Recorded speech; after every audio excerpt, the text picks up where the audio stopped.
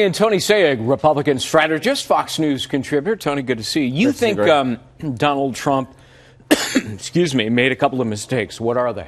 His two biggest mistakes, and one he started off the debate with, and you saw that the tempo of the debate then became very aggressive, was not pledging to not run a third-party campaign against the ultimate nominee of the party, because that shows, I think, a disrespect for the very party he's trying to win over. The second was really taking on Megyn Kelly when she was asking very legitimate questions about parts of his public record in terms of comments he's made about women. And I think where he really went over the line, Greg, is when he personally turned it around and actually almost threatened to say something to her that might have been negative. Right. And I think those are two things that can catch up with him. Donald Trump, though, has existed outside of the conventional lines of politics. So does it hurt him immediately? Probably not. He was light on substance, and to that effect, I think Charles Kratheimer was right last night, was a bad performance. But you did see that candor that people have come to really appreciate, and the disruption that people really give him credit for in this Republican field that otherwise people think is relatively boring and generic. All right, now you think three people did pretty well, Rubio among them. Here he is. Take a listen.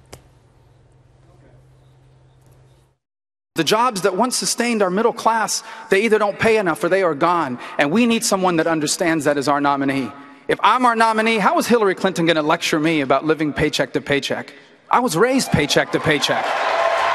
Pretty strong, eh? The most powerful argument that Rubio, I would even include Kasich and Walker, Christie even have against Hillary Clinton is she talks about being the champion of the middle class. These guys are legitimately from the middle class in this country, so they're obviously much more powerful in terms of being a messenger for that. And Rubio's closing was very strong and inspirational. I can't tell you how many friends of mine who watched that debate, women in particular, when Rubio was speaking, were texting me saying, I like this guy. And what Marco Rubio should do is write a nice thank you note to Donald Trump, because not many people know Marco Rubio, but thanks to the celebrity Donald Trump brought to this debate, as you mentioned in the opening of the segment, Greg, 24 million people got to see the best side of Marco Rubio. And I also think you have Christie, who scored some points, you could say maybe on the margins, but still substantive. I want to get to him in a moment. First, let's go to the Ohio governor, home field advantage. Here he is. Guess what?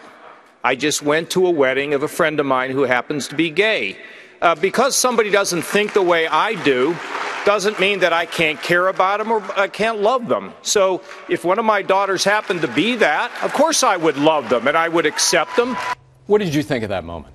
John Kasich announced 3 weeks ago, Greg, and was able to get into the top 10 relatively fast because he really is, among this crowded field of 17, very distinguishable. He truly has brought back this idea that you can be a compassionate conservative, a strong record as a fiscal hawk in Ohio, with the last congressman, chairman of the Budget Committee, to give us a balanced budget. And when you talk like that, you're reaching people's hearts. And the critique of Mitt Romney was as articulate and strong as he was and right on issues. He really didn't make people feel like he cared about them. Kasich's not going to have that problem. He didn't connect Romney, but Kasich is different. All right, what about Christie now? I want to play a soundbite here. Here he is.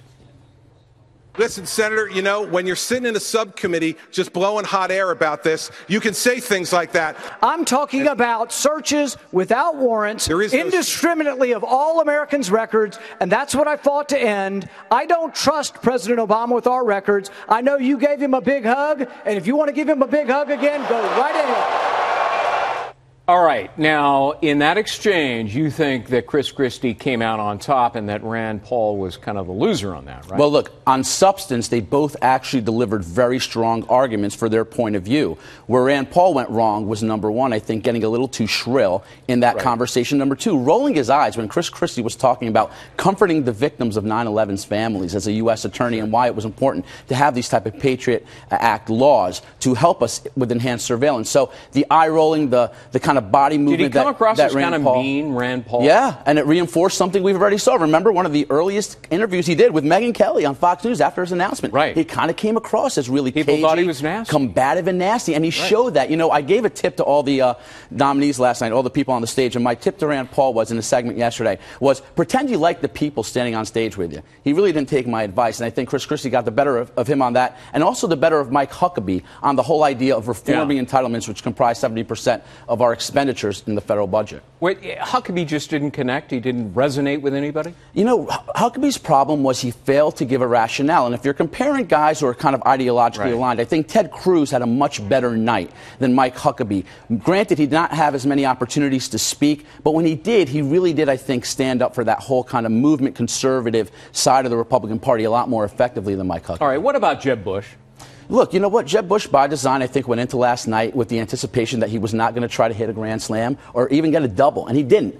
Did he hurt himself? No. I would hope he would be a little bit more inspirational, offer a lot more about his vision. He seemed defensive, certainly about his record, his credentials as a governor, his obviously last name, which is going to be an issue. But I don't think he hurt himself. He didn't have a breakout moment, but he definitely didn't do anything that I think is going to come back to haunt him last night. Neither did Governor Scott Walker of Wisconsin, who, by the way, is leading in some of the polls in Iowa, but he's not getting any ink for or kudos for his performance. Look, Scott Walker is at the top of the tier. I think he's trying very hard to stay there. Last night's not going to push him out, and it's not going to fortify him either. But I do think Walker had some really strong lines and came across with an important test of looking presidential. There's been a critique about him that he's a very provincial governor. You know, the whole line that he hasn't graduated from college, you know, God forbid, what's he even doing running for president? Well, it bugs some people.